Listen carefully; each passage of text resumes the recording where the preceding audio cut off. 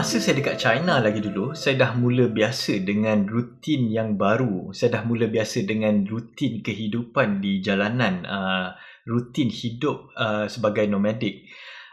Masa tu saya tak lagi mengukur masa dengan minit, jam, hari ataupun minggu ataupun bulan. Semua benda tu dah tak relevan lagi bagi saya, especially masa saya mengayuh dekat kawasan pergunungan. Berbanding masa saya bekerja dulu, benda-benda macam Monday Blues, The Lazy Sunday semua ni dah tak lagi memberikan impact kepada saya. Bagi saya boleh je saya nak buat everyday is a lazy Sunday. Masa saya mengayuh dekat China lagi dulu, saya dah tak lagi tengok jam, tapi saya mengayuh depend on position matahari dekat langit. Badan saya, subconscious mind saya dah mula biasa. Bila matahari tu berada dekat certain position dekat langit, dia dah berada certain length, distance dia dengan ufuk barat, saya akan mula survey tempat-tempat yang sesuai untuk saya pacakkan kemah saya. Tapi dekat Iceland ni, disebabkan dia dekat Arctic, lain pula ceritanya. Kalau dekat tempat-tempat lain dekat dunia ni, matahari akan terbit dekat ufuk timur dan matahari akan terbenam dekat ufuk barat. Dekat Iceland ataupun mana-mana tempat yang berada di atas garisan Arctic ni, kedudukan matahari akan constantly berada dekat bahagian selatan. Jadi cara kita nak navigate lain, cara kita nak tengok time berdasarkan position matahari dekat langit pun dah lain. Masa saya mengayuh dekat Iceland tu, saya mengayuh tak jauh daripada garisan Arctic. Dan masa tu pula musim panas. So siang jadi betul-betul panjang. Bila saya mengayuh tu saya rasa macam betul-betul lama. So saya pun tengoklah jam dan saya terkejut. Rupa-rupanya masa saya mengayuh tu dah pukul 10.30 malam. Tapi disebabkan saya mengayuh dekat Arctic, musim panas, so pukul 10.30 malam tu terasa macam pukul 3 petang. Bila dah tepat jam 12 malam, midnight, dah terasa macam pukul 7 petang. Dan kalau macam pukul 2-3 pagi, dah terasa macam pukul 4, pukul 5 petang. Walaupun masa tu saya dah beberapa minggu mengayuh dekat Iceland, saya masih lagi tak biasa dengan keadaan macam tu. Pernah kadang-kadang saya mengayuh sampai 14 jam dalam sehari tu, disebabkan setengah tempat yang saya kayuh tu landscape dia nampak monotonous. Dia nampak macam sama je sepanjang saya mengayuh tu. Jadi saya dah mula rasa bosan. Dah lah saya seorang-seorang pada masa tu. Dan disebabkan weather dia just nice, masa tu tak panas sangat, tak sejuk sangat, weather dia tak humid, dia tak adalah sub-zero pasal masa tu still lagi musim panas. So badan saya pun tak penat. So saya continue je mengayuh lama-lama. So saya pun start lah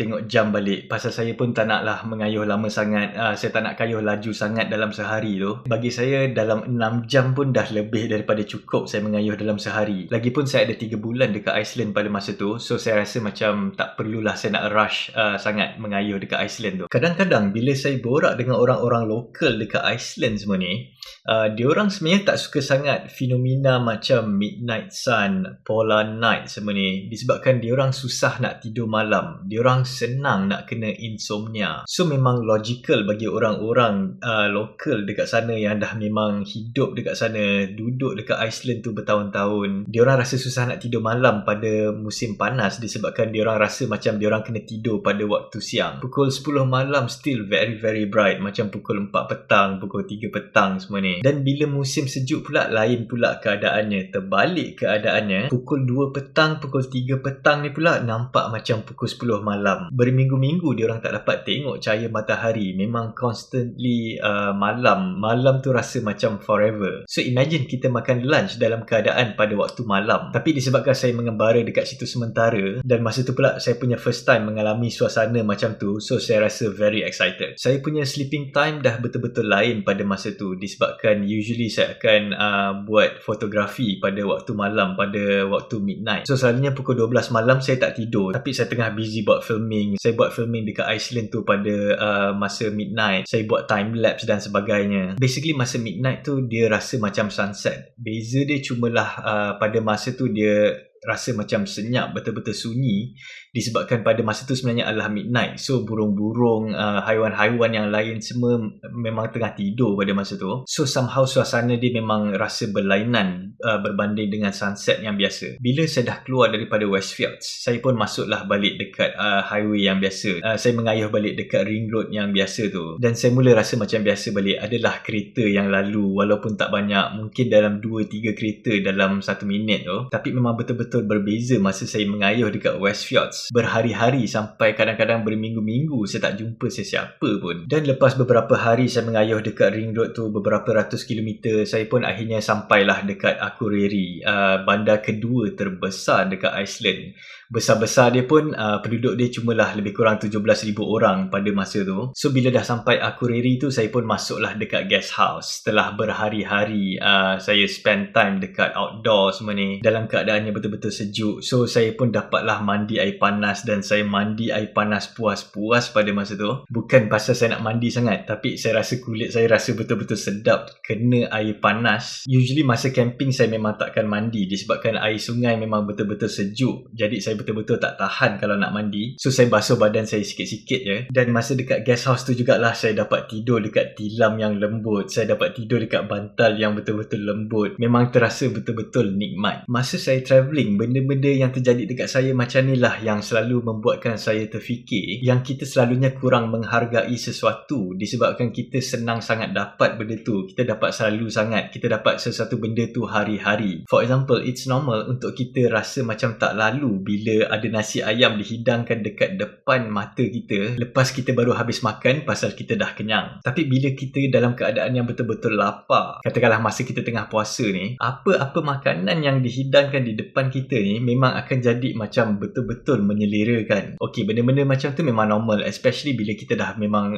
berpuasa daripada kecil lagi. Tapi masa travelling tu lah saya rasa even benda-benda macam mandi semua ni, saya betul-betul appreciate benda tu pasal saya jarang-jarang dapat mandi. Ataupun benda yang simple macam tidur dekat atas katil dengan bantal ni pun memang rasa dia betul-betul nikmat sebenarnya. Pasal kadang-kadang dalam sebulan tu mungkin dalam 3 atau 4 malam je saya boleh tidur dekat atas katil yang betul, tidur dekat dalam satu bilik yang ada bumbung semua ni. So saya mudah untuk appreciate macam-macam benda, walaupun benda yang simple macam makanan yang simple, tidur dekat atas katil, mandi dan macam-macam lagi. Okey, kenapa saya share benda-benda macam ni? Ini adalah kerana benda-benda kecil yang terjadi dekat saya masa saya mengembara macam ni lah sebenarnya yang membuatkan saya terfikir. Sebenarnya secara tak langsung dan tanpa saya sedar telah mengubah hidup saya, telah mengubah karakteristik saya. Saya sedar bila saya dah bertahun-tahun hidup on the road, saya dah mula suka hidup yang simple. Saya sukakan hidup yang minimalis. Saya sedar yang kebanyakan benda dalam hidup kita dekat dunia ni sebenarnya bukanlah absolute, tetapi adalah relatif. Katakanlah bertahun-tahun kita hidup dengan berjalan kaki untuk pergi kerja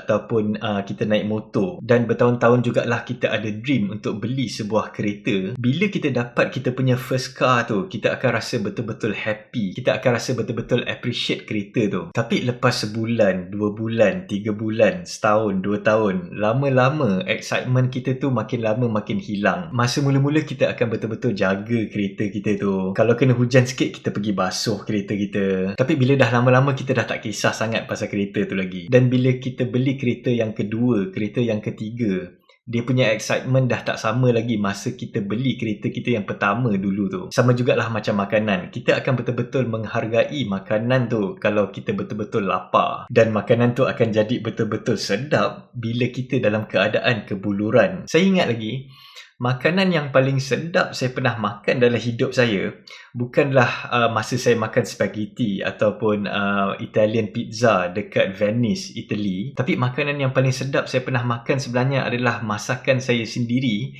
yang saya masak dekat dalam hutan dekat Northern Mongolia. Masa tu saya tengah betul-betul kebulur. So bagi saya ini adalah satu magic dalam travelling kerana dia boleh mengubah cara kita berfikir daripada pelbagai sudut. Bagi saya betul-betul menghargai tanah air saya sendiri bukanlah masa saya duduk dekat Malaysia, tapi masa saya tengah travel on the road. Dulu saya rasa macam duduk dekat tanah air saya ni macam banyak sangat flaw, dan duduk dekat negara luar ni macam betul-betul perfect. Macam yang kita selalu dengar, the grass is always greener on the other side. Tapi bila saya duduk dekat negara luar dalam jangka masa yang lama, barulah saya tahu tak ada tempat yang perfect dekat dunia ni sebenarnya. Semua tempat dekat dunia ni ada dia punya imperfection. Bukanlah saya nak buat perbandingan, bukanlah saya nak bias nak cakap yang negara saya sendiri ni adalah the best. Tapi maksud saya Tak ada apa dekat dunia ni yang betul-betul perfect seperti apa yang kita selalu sangkakan. Saya mula mengalami benda-benda macam ni bukanlah masa saya travel pergi holiday kejap-kejap seminggu 2 minggu ni, tapi saya start rasa macam ni bila saya hidup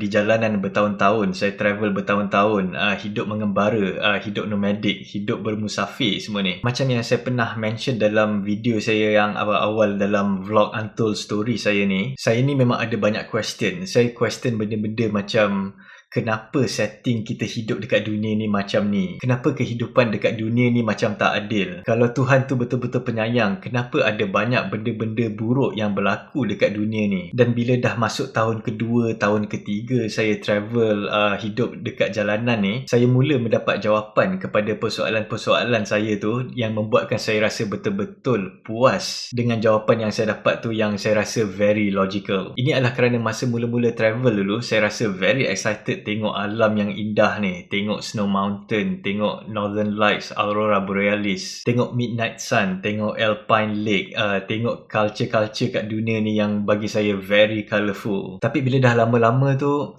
Snow Mountain dekat mana-mana kat dunia ni pun sama je sebenarnya. Snow Mountain dekat Tian Shan Mountain dekat Kyrgyzstan nampak macam lebih kurang je dengan Snow Mountain dekat Himalayas dekat India for example, ataupun Snow Mountain dekat Italian Alps. So at one point saya rasa macam physical adventure saya dekat dunia yang kita anggap sebagai real ni dah kurang excited, tapi adventure dekat dalam mind saya, dekat dalam fikiran saya dah mula jadi makin excited. So saya rasa dalam video-video yang seterusnya nanti saya akan mula share benda-benda yang agak philosophical, benda-benda yang agak deep. Walaupun saya rasa benda ni agak bosan untuk sesetengah orang, bagi saya benda ni can be interesting untuk sesetengah orang, especially macam travelers semua ni, tapi bukan untuk semua orang, kerana saya rasa it's normal bila kita hidup terlalu lama dekat alam, berdamping dengan alam je, kita akan mula question benda-benda yang berkaitan dengan alam ni. Sebagai contoh, imagine kalau kita tengah seorang-seorang je dekat tengah-tengah padang pasir, dekat gurun tak kelemakan for example, kita buat campfire pada waktu malam sambil tengok bintang-bintang yang berjuta-juta dekat langit, kita tak lagi akan fikirkan benda-benda yang biasa macam dekat mana nak dapatkan the best Hainan chicken rice in town for example, kerana benda-benda macam tu dah tak relevan lagi dalam hidup kita. Tapi dialog dalam fikiran kita mungkin akan lebih ke arah ketuhanan, lebih ke arah alam. Saya selalu juga terfikir, adakah patut saya share benda-benda macam ni dekat YouTube video saya, kerana saya tahu video-video ni semua adalah public. Tapi saya rasa kalau saya tak sharekan benda-benda ni, saya rasa macam sayang kalau benda ni semua satu hari nanti akan hilang bersama-sama saya bila saya mati nanti. So saya rasa maybe it's wise untuk saya sharekan benda ni, tapi mungkin saya tak akan masuk terlampau dalam sangat. Saya cuma akan share daripada dia punya surface je, dan bergantunglah kepada kita masing-masing untuk fikir benda ni secara mendalam. Okay, so hopefully saya boleh sharekan benda-benda macam ni dekat dalam video saya yang seterusnya nanti. So kita jumpa lagi dalam beberapa hari saja lagi, hopefully. Terima kasih.